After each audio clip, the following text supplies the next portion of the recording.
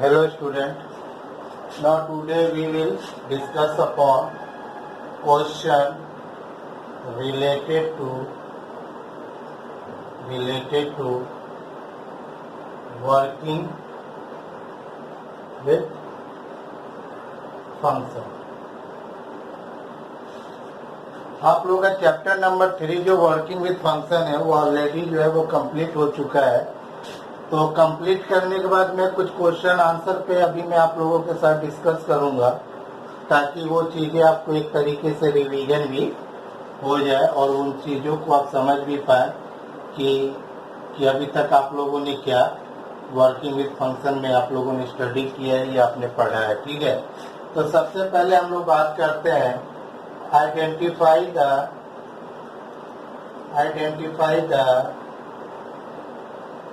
each part या element of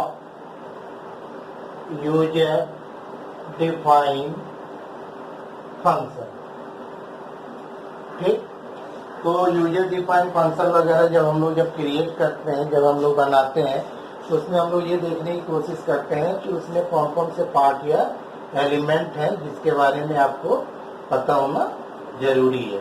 ठीक है, तो उसके में एक पार्ट के बारे में अभी हम लोग डिस्कस करेंगे, जिसमें मैं यहाँ पे लिख देता हूँ जैसे def sum a, b equal to 10, c equal to a plus b, फिर आपने यहाँ पे दिया प्रिंट c, फिर आपने यहाँ पे कहा रिटर्न c। अब यहाँ पे मैंने लिखा print I am in main, आपने लिखा x equal to 2, y equal to 4, z equal to आपने कहा सम x, y, फिर आपने लिखा प्रिंट, आपने यहाँ पे लिखा सम ए, आपने क्या लिखा सम ए, फिर आपने यहाँ पे क्या लिख दिया सम। और एक चीज और हम यहाँ पे प्रिंट के अंदर ही हम लोग डाल दे रहे हैं सम, और फिर यहाँ पे मैंने लिखा सम ए, फिर यहाँ पे आपने जो है इसी चीज को आपने यहाँ पे फॉरवर्ड कर दिया x, y। ठीक है, इस तरीके से ये आपका एक क्वेश्चन है, इसमें हम एक एक चीजों को हम लोग आइडेंटिफाई करेंगे। ठीक है, अब यहाँ पे आ जाइए, पहला हम यहाँ पे देखते हैं फंक्शन हेडर। ठीक है, यहाँ पे ये फंक्शन हेडर इसका क्या है, तो इसका फंक्शन हेडर देखा जाए तो डेफ है, सम है, a, और उसके बाद से यहाँ पे b इक्वल टू 20। तो ये आपका क्या है, फंक्शन हेडर है। ठीक है, ये आपका फंक्शन हेडर है। पूछा जाए कि आपके फंक्शन हेडर क्या है, तो ये चीज है। ठीक है, अब इसमें यहाँ पे देखते हैं कि मैंडेटरी कौन सी पार्ट होती है।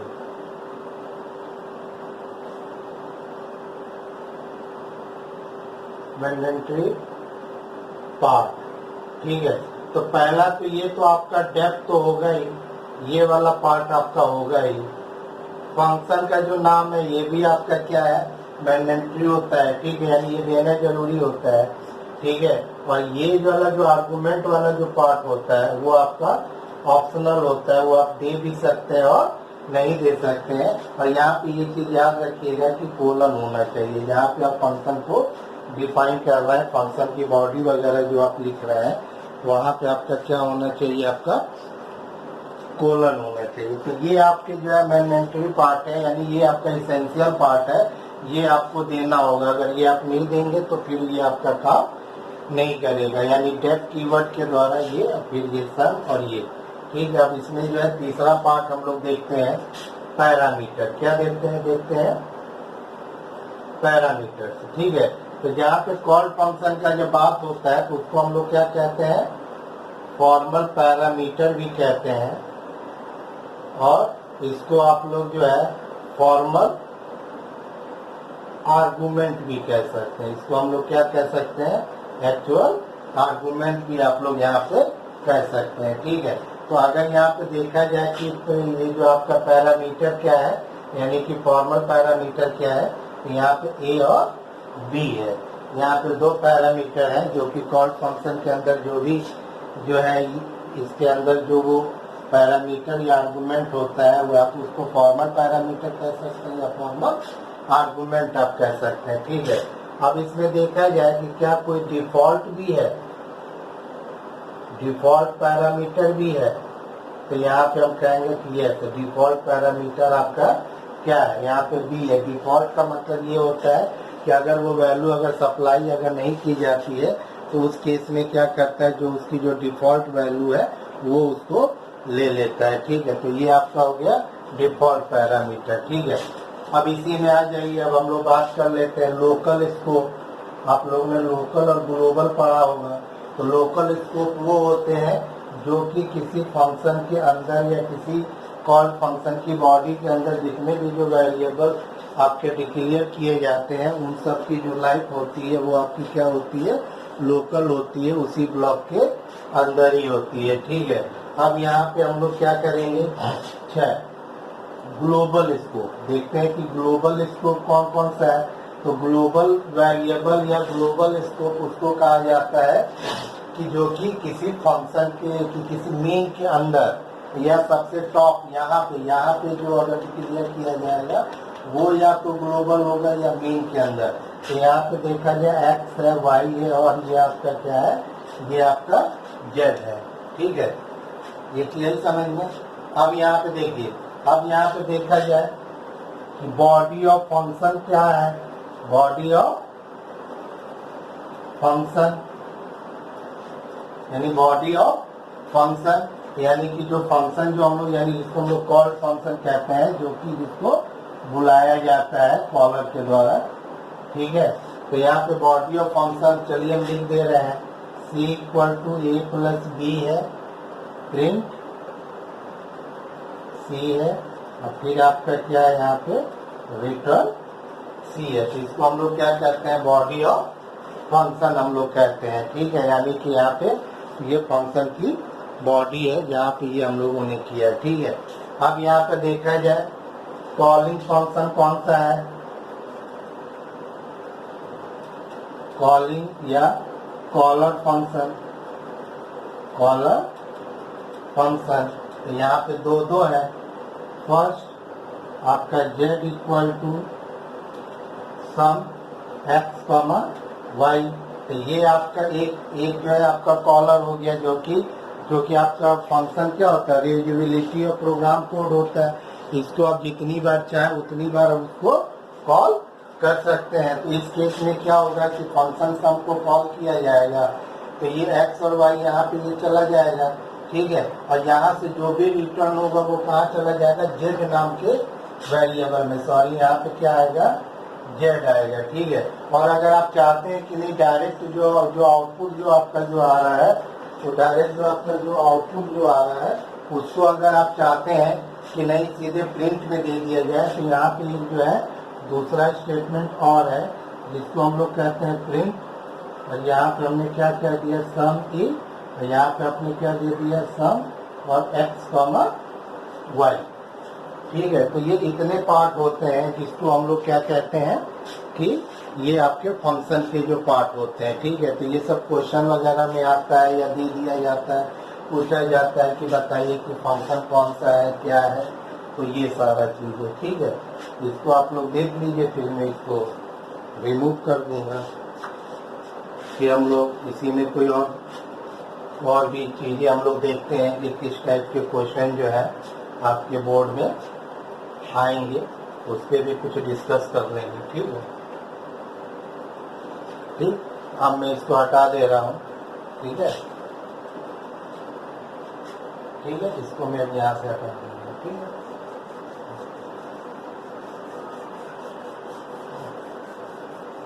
अगला क्या, आइडेंटिफाई द या find out the error, find out the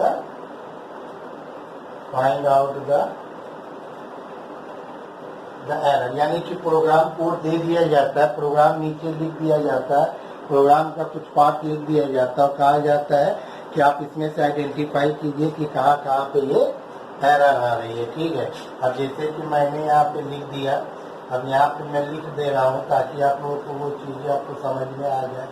जैसे हमने लिखा डेप्थ 13 शाहपुर, अब फिर मैंने यहाँ पे दे दिया B = 2, C, फिर यहाँ पे हमने दे दिया प्रिंट, यहाँ पे हमने दे दिया B + C हमने दे दिया, फिर मैंने यहाँ पे दे दिया, मैंने यहाँ पे रिटर्न दे दिया, रिटर्न देने के बाद फिर मैंने यहाँ पे दे दिया print end of the function, end of the function. ठीक है, उसके बाद से फिर हम यहाँ पे आए, यहाँ पे हमने लिखा प्रिंट IM इन मेन, फिर बाद में मैंने यहाँ पे दे दिया 13 शाहपुर, और फिर यहाँ पे हमने कोई वैल्यू यहाँ पे हमने पास कर दिया 2, 4। ठीक है, फिर मैंने यहाँ पे दे दिया x = 10, y = 15, फिर मैंने यहाँ पे दे दिया 13 शाहपुर, और फिर मैंने यहाँ पे क्या दे दिया x, y मैंने यहाँ पे दे दिया। ठीक है, अब यहाँ पे क्या है कि अब ये कुछ प्रोग्राम के जो पार्ट दिए गए हैं, अब यहाँ पे क्या है कि इसमें जो है आपको एरर आइडेंटिफाई करना है, ये आपका प्रोग्राम का कोड है। ठीक है, अब आप इसमें से आपको एरर फाइंड आउट करना है। ठीक है, तो मैं यहाँ से बता दूँ कि जो है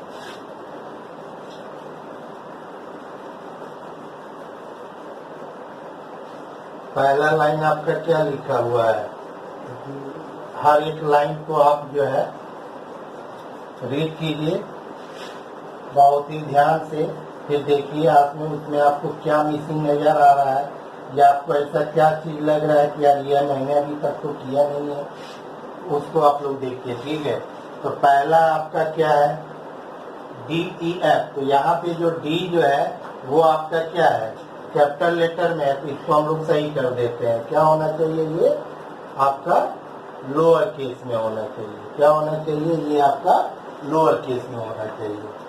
दूसरा जो आपका लिखा हुआ है 13 शाहपुर, तो ये देखिए 13 शाहपुर लिखा हुआ है, तो जैसे हमने यहाँ पे जो है ये चीज मैंने बताया है कि कोई भी वेरिएबल नेम या फंक्शन नेम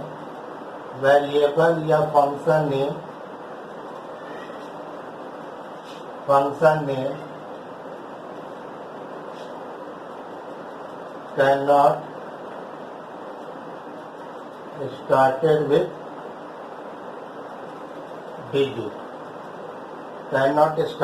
digit या नंबर, यानी कि जो भी फंक्शन का नाम होगा या जो वेरिएबल का जो नाम होगा वो तो या तो अल्फाबेट से स्टार्ट होगा या तो अंडरस्कोर से। तो जो ये चीजें आपकी गलत है इसको मैं यहाँ पे सही कर दे रहा हूँ। यहाँ पे मैं दे रहा हूँ शाहपुर, और यहाँ पे मैंने यहाँ पे क्या दे दिया 13। तो ये इसका करेक्शन वाला पार्ट है जो मैंने इसको करेक्ट किया है। ठीक है, इसको मैंने क्या किया है, ये करेक्ट किया है। ठीक है, अब तीसरा आपका देख लीजिए कि जो है कि ये B = 2 दिया गया और C दिया गया है, तो ये जो डिफॉल्ट आर्गुमेंट है वो कभी पहले नहीं आ सकता नॉन डिफॉल्ट से। तो यहाँ पे हम ये दे देते हैं कि डिफॉल्ट आर्गुमेंट या पैरामीटर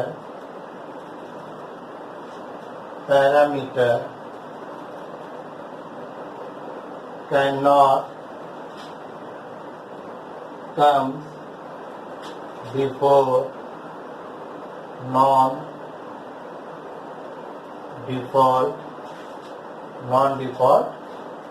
आर्गुमेंट। तो ये यहाँ पे ये चीजें नहीं हो सकती है, आया समझ में।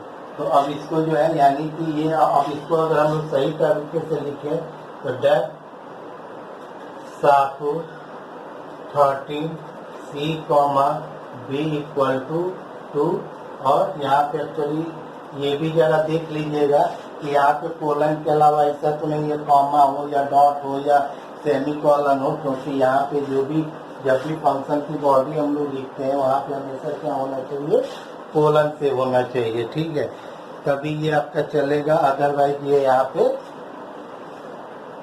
ठीक है। अब यहाँ पे अब आगे आइए, तो ये आपका सही है। अब ये रिटर्न, चलिए ठीक है।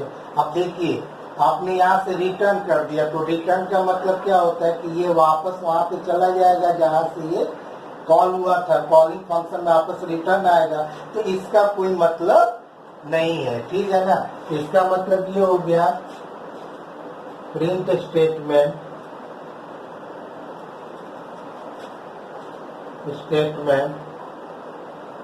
कैन नॉट एग्जीक्यूटेड, यानी कि ये प्रिंट स्टेटमेंट आपका एग्जीक्यूट नहीं होगा, ठीक है। या यहाँ पर ये भी दे सकते हैं can not right any statement after return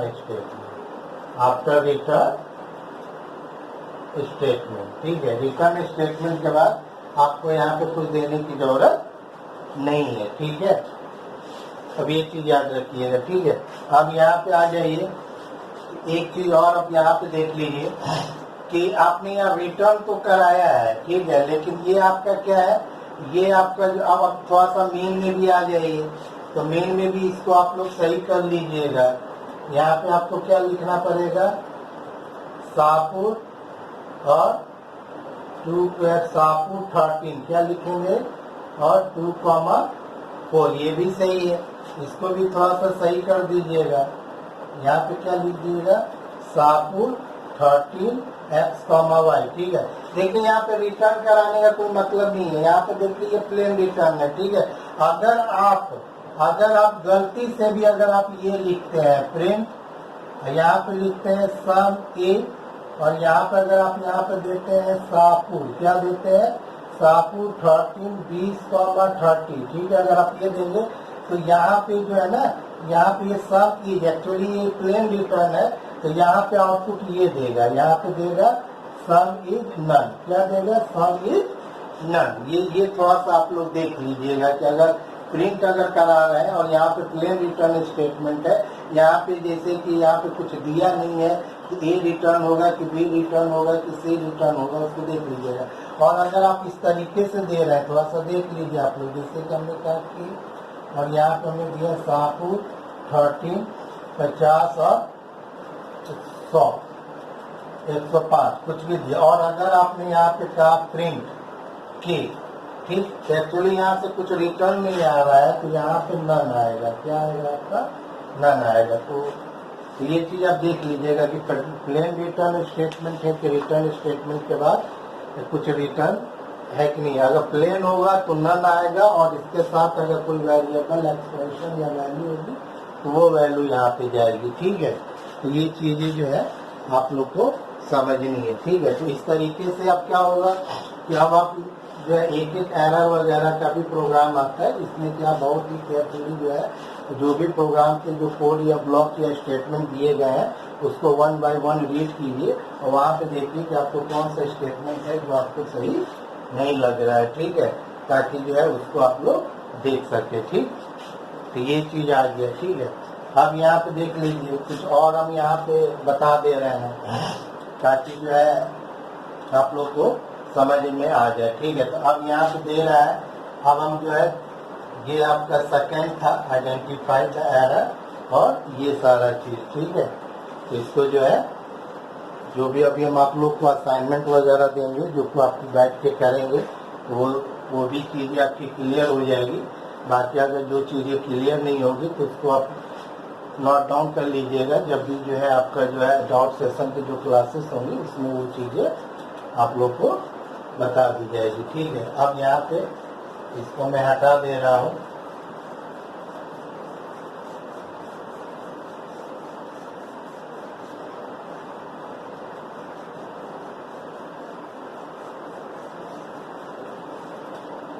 ठीक।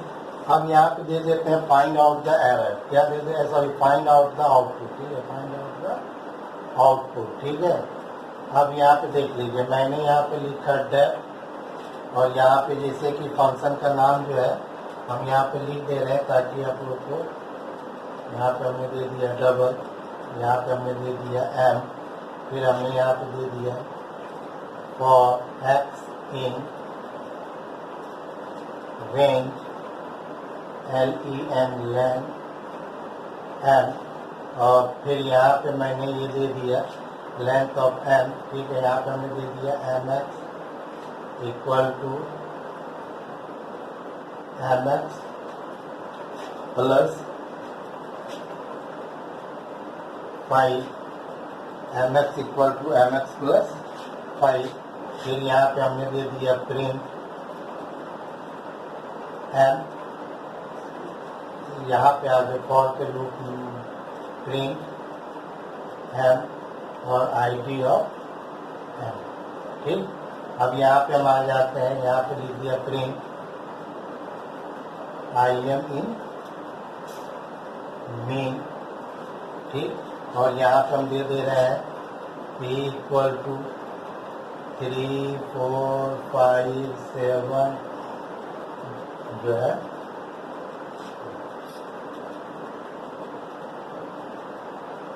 18, ये मैंने यहाँ पे दे दिया, ठीक है। फिर यहाँ पे हमने दिया print before function call the list is, यहाँ पे हमने दे दिया P, ठीक। यहाँ पे हमने यहाँ पे क्या दे दिया P, यहाँ पे हमने यहाँ पे फंक्शन को हमने पास कर दिया, यहाँ पे हमने दे दिया print after function call the list is, ठीक है। यहाँ पे हम दो चीज दे देते हैं, यहाँ पे हम दे देते हैं प्रिंट P और कॉमा ID ऑफ P, ठीक है। अब इसका जो है अब हम लोग आउटपुट पता करेंगे कि इसका आउटपुट क्या होगा, ठीक है।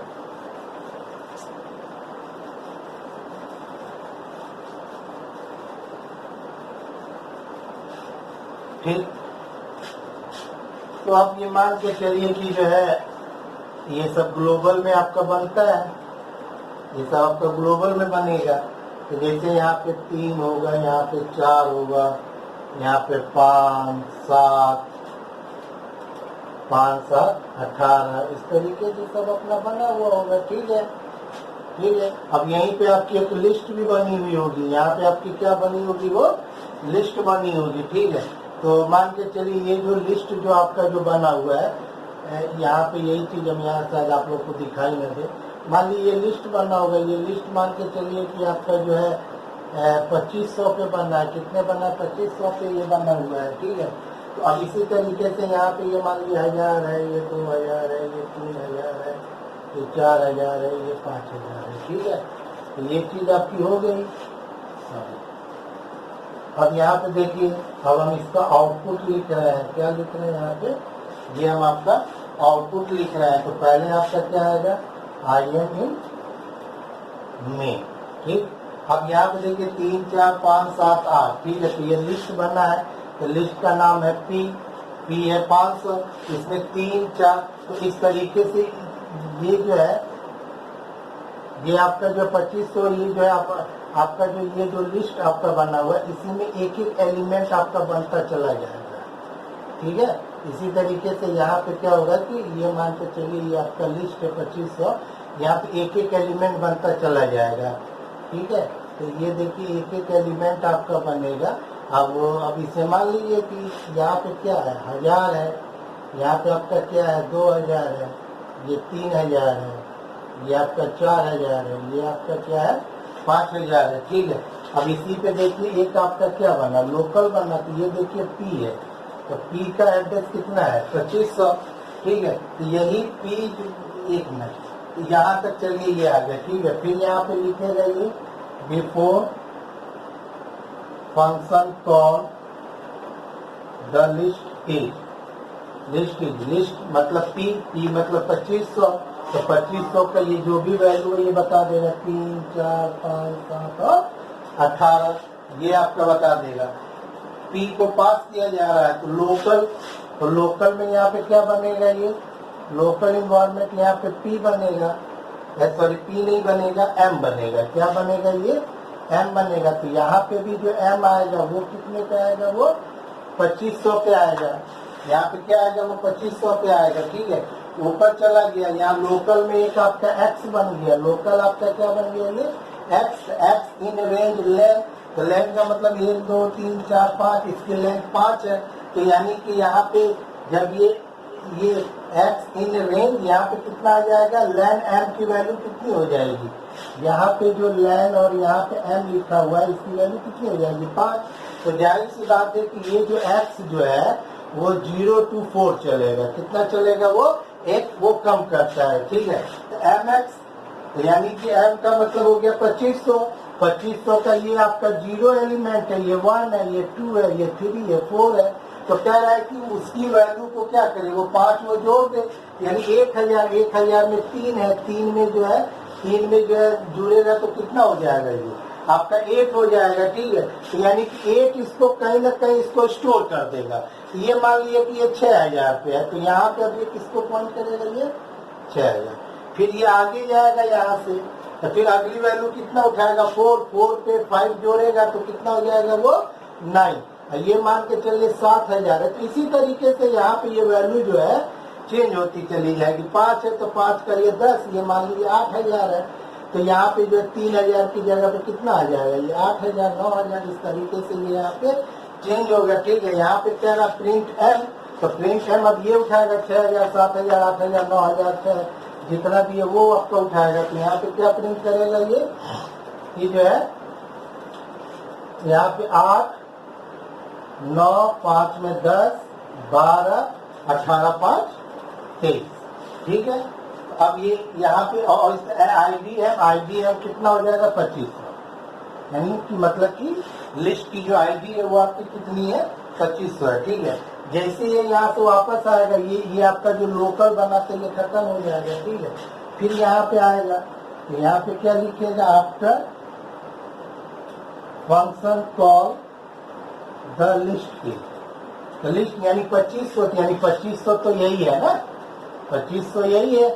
तो यहाँ पे जो भी वैल्यू होगी वो बताएगा। तो क्या बताएगा, 8, 9, 10, 12, 23 और ID और P करेंगे तो कितना बताएगा, 2500। यानी कि जो भी चेंजेस मैंने यहाँ पे किया वो चेंजेस यहाँ पे हुआ, उसके पीछे यहाँ पे रीजन क्या था कि मैंने म्यूटेबल डाटा टाइप पास किया था। क्या पास किया था, म्यूटेबल डाटा टाइप। यानी म्यूटेबल डाटा टाइप का मतलब ये होता है कि जो भी चेंजेस करते हैं उस चेंजेस पे हम डायरेक्ट उसके एड्रेस पे करते हैं। एड्रेस कभी वो जैसे डिक्शनरी वगैरह या इन लोगों का जो लिस्ट का जो होता है, इन लोगों में कोई भी चेंजेस होता है वो परमानेंट चेंजेस होता है, क्योंकि वो चेंजेस उसके एड्रेस पे होता है, वो कभी भी चेंज नहीं होता है। जिसके कारण यहाँ पे जो भी रिफ्लेक्ट हुआ है वो चीजें यहाँ पे आती है। ठीक है, हाँ, अगर यहीं पे अगर ये इम्यूटेबल डाटा टाइप होता है, इम्यूटेबल डाटा टाइप का मतलब यहाँ पे कि P इक्वल टू हमने यहाँ पे 10 दे दिया, यहाँ पे जाकर P को हमने चेंज कर दिया,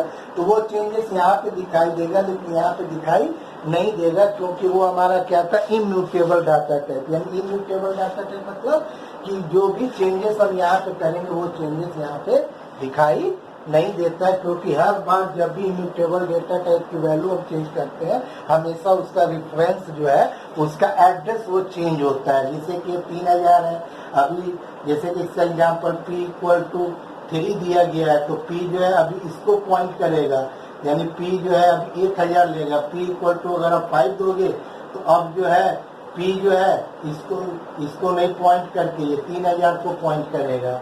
ठीक है, तो जब भी अगर आप P अब लोगे तो ये इसमें हर बार इसका रेफरेंस एड्रेस वगैरह ये चेंज होता है। ठीक है, तो इस टाइप के क्वेश्चन वगैरह है जिसको आप लोग देख लीजिएगा।